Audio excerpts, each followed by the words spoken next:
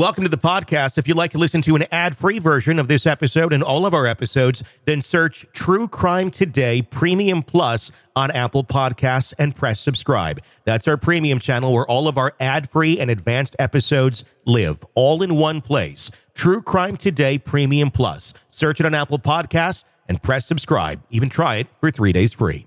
Sometimes the safest place is the most dangerous. You're tuned in to Hidden Killers with Tony Brueski, featuring psychotherapist and author Shavaun Scott. I'm Tony Brueski, and today we're diving into one of the most unsettling trials in recent memory, one that we have been anticipating for quite some time now, the case against Richard Allen and the Delphi murders. Here's a question for you. What happens when the justice system leans heavily on unreliable memories and forced confessions? Can the truth survive in a courtroom where the only lifeline to conviction might be a misplaced bullet and a story told by someone unraveling at the seams? This isn't just a whodunit. It's a murky, confusing puzzle full of questionable evidence and testimonies that don't always add up. As we unpack the latest from the trial, you'll hear how eyewitness accounts from the past years, mental illness, and a confession made under extreme conditions and duress could sway the outcome. At its core, this story isn't just about guilt or innocence. It's about the fragility of our criminal justice system and the razor-thin line between justice and failure. But here's the real psychological drama. What happens when the system designed to uncover truth pushes someone to the brink of insanity? Are we really seeking justice or just forcing a confession to fit a narrative? What unseen forces might be at play in this labyrinthine case?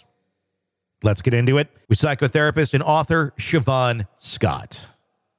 What I find very interesting about this, and I was having this conversation earlier with Robin Dreek, former Marine, chief of the Counterintelligence Behavioral Analysis Program, former FBI.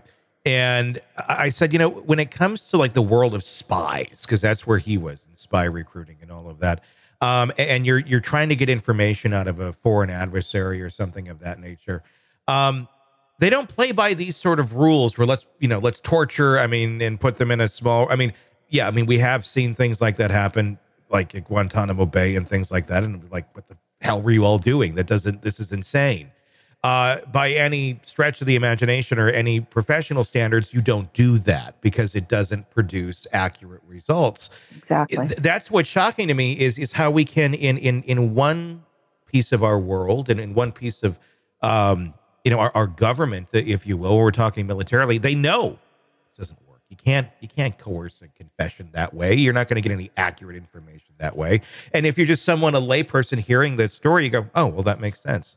Then we hear the story of Richard Allen, and the exact same sort of things and conditions were happening to him, but somehow there are people expect different results of like, oh, yeah, well, if he killed those girls, he's going to confess. It's like this vitriolic, let's give it to the bad guy, even if he's not your bad guy. But if he is the bad guy, he's really going to crack. And I guess he got somebody to crack, but I don't know it was because he's really the bad guy. Right. And the irony of our prison system in many jails also is that when they want to keep someone safe, they put them in a situation that is hellish. Yeah. And they'll one of the jails I used to go into to evaluate people, they called it the safety cell. And the safety cell was basically a cold room with padded walls and a concrete floor with no mattress. They took their clothing away. So there was no way they could hurt themselves. When I looked at it, it looked like the torture cell to me, not the safety cell, but that's what it was called. So there's some irony there. And he certainly has not been in a situation conducive to his mental health. But for me, it's really about the symptoms, what was causing them, what confession did he make at what point in time? Yeah. And were there things said when he was fairly symptom-free and cogent? I would give more credence to those than things that he said that were of a very bizarre nature when he was eating feces. Yeah, that it doesn't seem like it would be very accurate. Just the idea that this is how our systems work. Do we need, you don't have investigators in a prison all the time, or a jail. Number one, he shouldn't have been in a prison. We have already covered that a gazillion times, but he was. In a prison, you don't have your investigators. You don't have your attorneys there all the time. You oftentimes have your wardens that are right there.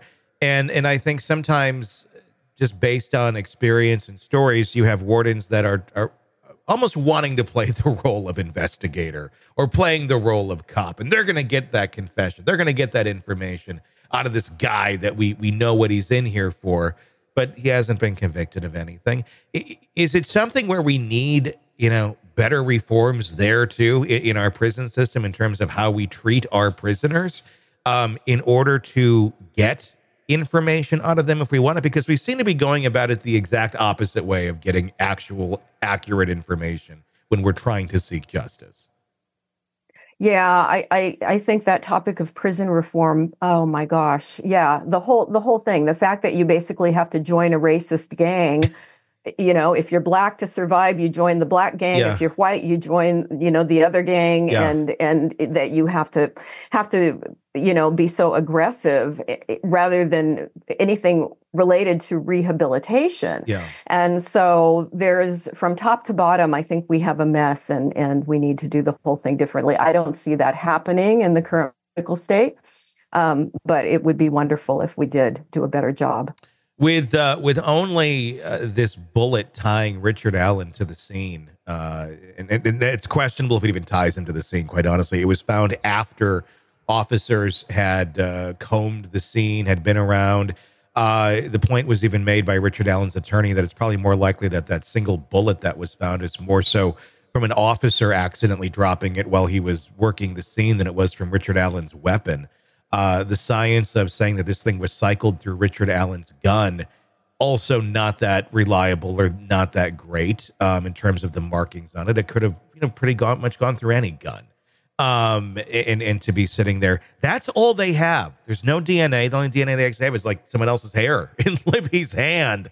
Are they going to be able to land this thing in terms of the prosecution getting a conviction, do you think, thus far on what we know of the evidence? Yeah, I am really curious. It's one I could not call because we certainly look at other cases where the evidence is overwhelming, and I think you and I can both say 99% odds that a person did it based upon what we're watching. Sure. This one isn't that way. It's very murky, very confusing, very convoluted. If you didn't have all his confessions, it would certainly lean very strongly toward innocent. But we don't really have all the data yet. We don't have all the information, and I'm sad that we can't all watch because I think we could learn a lot from this trial.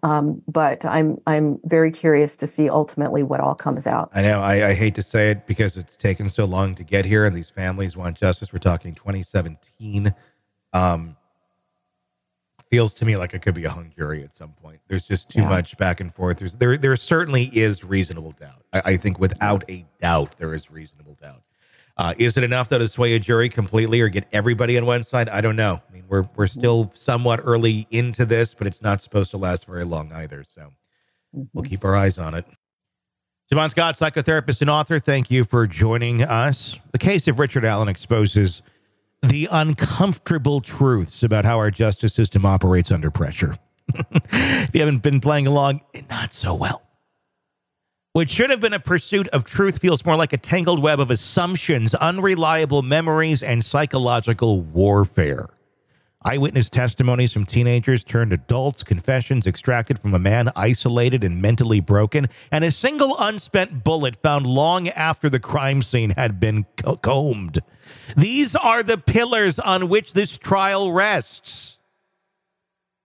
Does any of it feel solid to you?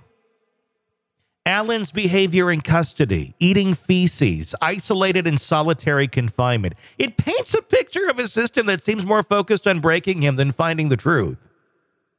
If the FBI teaches us anything, it's that forced confessions rarely deliver accurate results. So why are we still relying on methods that generate false confessions instead of real answers? If the military has learned to abandon these tactics, why hasn't our criminal justice system caught up long ago? What about the bullet? The state clings to it as if it's a smoking gun. but its origin is shaky at best. Could it have been dropped by an officer at the scene, as the defense suggests? With no DNA connecting Allen to the murders, the question remains, are we really building a case on facts, or are we just building a narrative because we need someone to blame? The bigger picture here is, are we witnessing a fair trial, or just an elaborate performance aimed at securing closure, no matter the cost? If the state fails to deliver beyond a reasonable doubt, can justice still be served? I'm Tony Brueski. If you want to stay up to date on this case and the others we cover, be sure to press subscribe wherever you get podcasts. And thanks for listening. Welcome to the podcast. If you'd like to listen to an ad-free version of this episode and all of our episodes, then search True Crime Today Premium Plus on Apple Podcasts and press subscribe. That's our premium channel where all of our ad-free and advanced episodes live, all in one place. True Crime Today Premium Plus. Search it on Apple Podcasts and press subscribe. Even try it for 3 days free. You're in the thick of a true crime saga, every detail sinking in. And then, wham, a commercial about something you couldn't care less about. It's like being served a microwaved dinner at a 5-star restaurant. But it doesn't have to be this way. Go for True Crime Today Premium Plus on Apple Podcasts. With True Crime Today Premium Plus, you get uninterrupted, ad-free episodes, extended interviews that dig even deeper into the muck, and early access so you can brag to your friends. It's like ordering the secret menu at a crime buffet. So, search for True Crime Today Premium Plus on Apple Podcasts, subscribe, and savor every twisted detail without interruption.